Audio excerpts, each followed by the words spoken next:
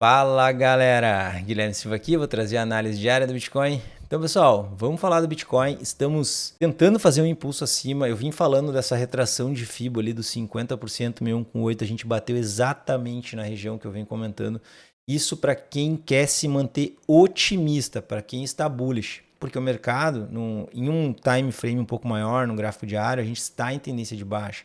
Então a gente tem que entender isso, a gente está digamos, sendo otimista para a gente fazer um movimento de alta que pode buscar a casa dos 18 mil dólares. É disso que eu estou falando. Tem muita gente que às vezes fala, tu fala que vai subir, tu fala que vai cair. Cara, tenta entender o que eu estou falando. Tá? Tenta entender as minhas análises e não tentar ficar dizendo que eu falo que vai subir, que eu falo que vai cair. A gente vai errar e a gente vai acertar. Tá? Não existe acertar sempre, mas eu venho falando da retração de FIBA há bastante tempo. Para quem está me acompanhando, tenho certeza que sabe do que eu estou falando. Para quem entende o que eu estou falando, eu acredito que a maioria sim entende, beleza?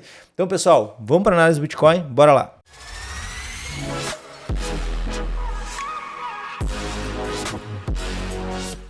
Então, pessoal, qual que é a retração que eu venho falando há alguns dias? Né? Quando a gente fez esse movimento de impulso aqui, ó, no gráfico de 1 hora, tá? No gráfico de 1 hora, eu comentei com vocês dessas impulsões que a gente teve 1, 2, 3, 4, 5 ondas de Elliott. A gente fez, no meu entendimento, uma correção complexa, que é uma Expanded Flat, onde a gente rompe o topo aqui das 5 ondas, a gente faz um A, um B e aí um C lá embaixo, tá? Foi mais ou menos o que eu enxergo aqui. As minhas 5 ondas, tá, pessoal, de Elliott são essas aqui. Tá? A gente fez essas 5 ondas aqui perfeitas. Ah, mas a correção superou o topo. Cara, acontece, tá? Isso aqui se chama Expanded Flat. A gente faz uma correção ABC, corretiva, a gente faz um A, um B que supera lá o topo, tá? E depois a gente corrige de volta aqui embaixo. Tá? É mais ou menos o que eu enxergo. Geralmente as correções, elas são muito mais complexas do que os impulsos. Até porque os impulsos, eles são impulsos, cara. O negócio simplesmente vai para cima. E não deixa ninguém pegar aquele movimento, a não ser que seja bem preparado para pegar os pivôs, para pegar as retrações e saber o que tu está fazendo, tá? Então, por isso que muita gente se ferra, porque tem um impulso muito rápido e uma correção super complexa. Então, cadê a correção super complexa? Se eu pegar o gráfico diário, quando a gente fez o impulso, eu marquei para vocês a retração de FIBO do impulso, que seria isso aqui. Esse aqui seria a retração digamos, do impulso. Olha onde a gente foi, né? Eu comentei, cara, geralmente a gente volta no 50% no 1,8. Aí no vídeo de ontem eu falei, cara, estamos em perigo porque a gente não pode perder essa região. Daí daqui a pouco vão dizer para mim, né? Ah, tu falou que estava em perigo, o negócio está subindo. Cara, não pode perder o 6,8. Se perde aqui o 6,8, a gente vem no fundo. O que aconteceu? Olha como bate no 50 no 6,8 e estoura para cima. Agora, do jeito que está aqui, a gente tem boa chance, tá? Digamos, se a gente fecha esse candle diário do jeito que está, também não adianta ele fazer esse movimento de alta e entregar uma sombra violenta aqui, porque daí foi um movimento, né, para consumir os vendidos, né? Ele vem, a galera entra na venda em alguma região, daqui a pouco nesse fundo, tá? Ou neste fundo aqui, bota os stops, encurta os stops, o mercado volta, consome stop de todo mundo, depois derrete e volta. Tá? Podemos estar fazendo esse movimento. Mas do jeito que está aqui no gráfico diário, tá? Eu estou acreditando que se a gente fecha do jeito que está aqui esse candle, a gente tem boa chance, tá? De confirmar uma alta, pelo menos até aqui os 18 mil dólares. Se eu considerar este pivô, esse futuro possível pivô, não tenho nada ainda, eu tenho só uma possível bandeirinha de alta que pode se tornar um pivô. Tá? Eu até estou gravando um novo curso aqui, eu estou explicando bem nos mínimos detalhes esse tipo de coisa. Tá? A gente teria aqui ó, 100% do possível pivô para cima. Tá? Vamos ver até onde que a gente vai no 100% do possível pivô para cima. Lá nos 18 mil dólares, que convergem para os fundos anteriores aqui. Tá? Convergem para esses fundos aqui, ó. Todos, 1, 2, 3 fundos, convergem para esse pullback, que convergem para os 50% de FIBO dessa pernada total de baixa aqui. Olha quanta coisa tá me dizendo que a gente tem boa chance de romper e andar lá para cima. Quantas chances, quantas informações a gente tem nos dizendo isso, beleza? Então, muita coisa, pessoal, me aponta aqui para essa região. Muita coisa mesmo, como vocês estão vendo aqui, tá? Tem muita coisa me dizendo que sim, a gente pode ir para lá. O que a gente tem que cuidar? O que a gente tem que cuidar aqui, tá?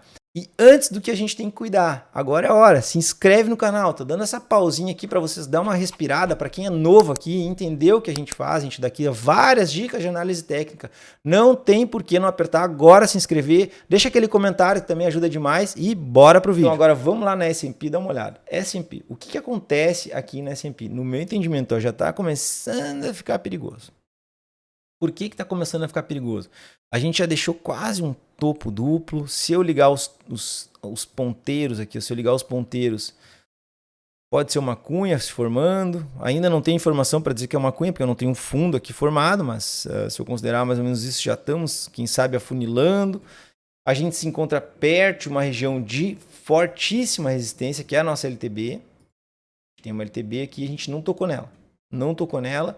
Então, me faz acreditar que daqui a pouco esse movimento aqui pode ser uma volta, tá? Para, quem sabe, dar um impulso para finalmente tocar na LTB. Eu gostaria de ver tocando na LTB, mas não quer dizer, tá, pessoal? Não quer dizer que a gente não pode cair direto aqui. A grande questão é que a gente está bem perto de um gap. A gente tem esse gap aqui, ó. Aqui tem um gap, tá vendo? E a gente não fechou o gap.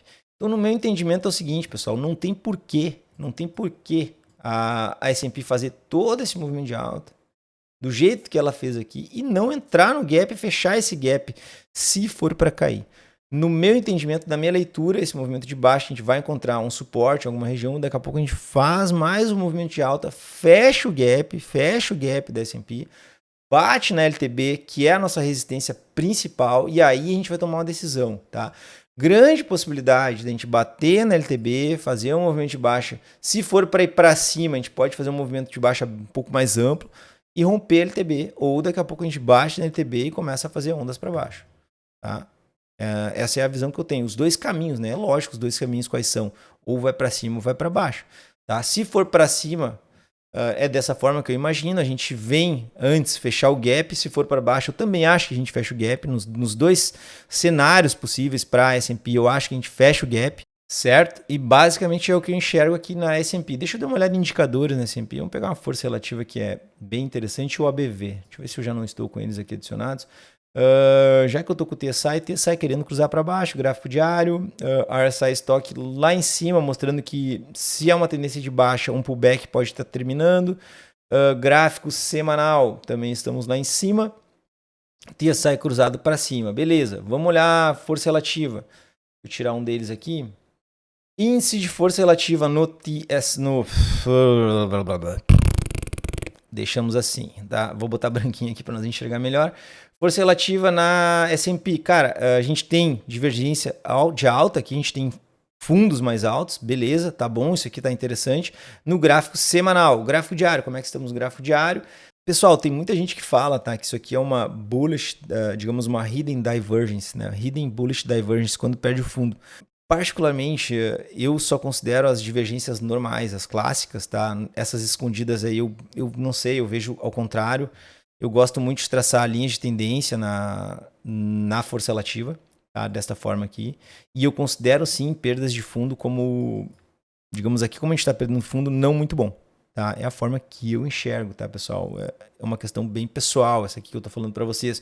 Como eu tô dizendo, às vezes ele fura o fundo e falam que é uma hidden bullish divergence. Eu não me agrada muito esse tipo de padrão, tá? Apesar de ser considerado bullish, certo? Eu considero muito mais um topo duplo e uma perda de fundo aqui, tá? Eu teria um pouco mais de cuidado. É a forma que eu interpreto, tá, pessoal? Baseado no tempo que eu uso força relativa, faz bastante tempo e não me agradam esses tipos de sinais aqui. Eu prefiro ver só a divergência clássica mesmo, que seria essa aqui, fundo, fundo